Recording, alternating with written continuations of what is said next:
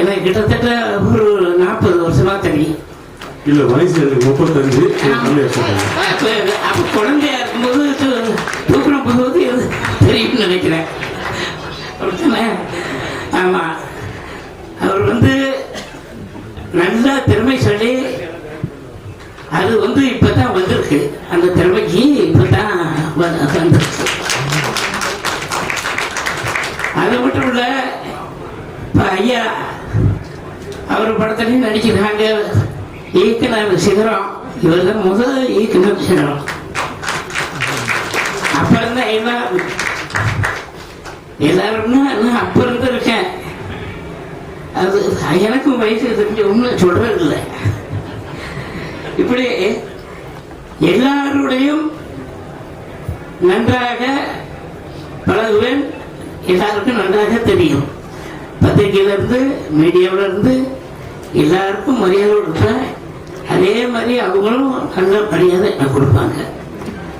இப்படி இந்த படத்துக்கு நானும் நடிக்கிறேன். எப்ப போஸ்ட் விட்டுறாங்க, எப்ப இந்த படம் ரிலீஸ் ஆகும் அப்படின்னு எங்க காலத்துல உண்டு.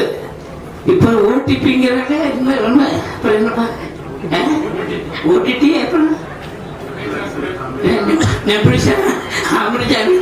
மாத்திரை மருந்து இப்படிங்கிற மாதிரி எதற்கு கொடுக்குறாங்க. நம்மகிட்டையும் சொல்ல மாட்டேங்கிறாங்க. என்னோட நடிச்சுன்னா எனக்கே தெரியல அப்படின்னு நான் சொல்லிடுறது. இந்த பூஜைகளை கடத்துறதுக்கு எனக்கு வாய்ப்பு கொடுத்த ஒரு பக்கம் மற்ற ப்ரொடியூசர் அம்மா அவர்களுக்கும் மற்ற ஒரு பத்திரிகை நண்பர்களும் மீடியா நண்பர்களுக்கும் வணக்கத்தை தெரிவிச்சுட்டேன். வணக்கம்.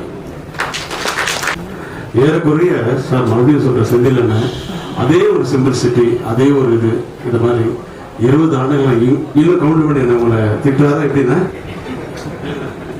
இன்னும் ஒரு இந்த காம்படிஷன் பெரிய காம்படிஷன். அது சொல்லக்கூடாது. இவர் பையன் டாக்டர் சார் கைகளை தட்டி உற்சாகப்படுத்துவார்.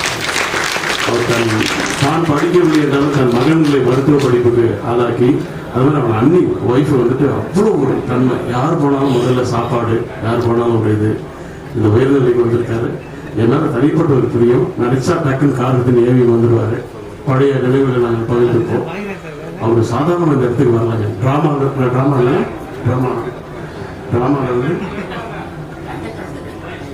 இருந்து வந்திருக்காங்க. அவர் மீண்டும் கைகளை தட்டி உற்சாகம்.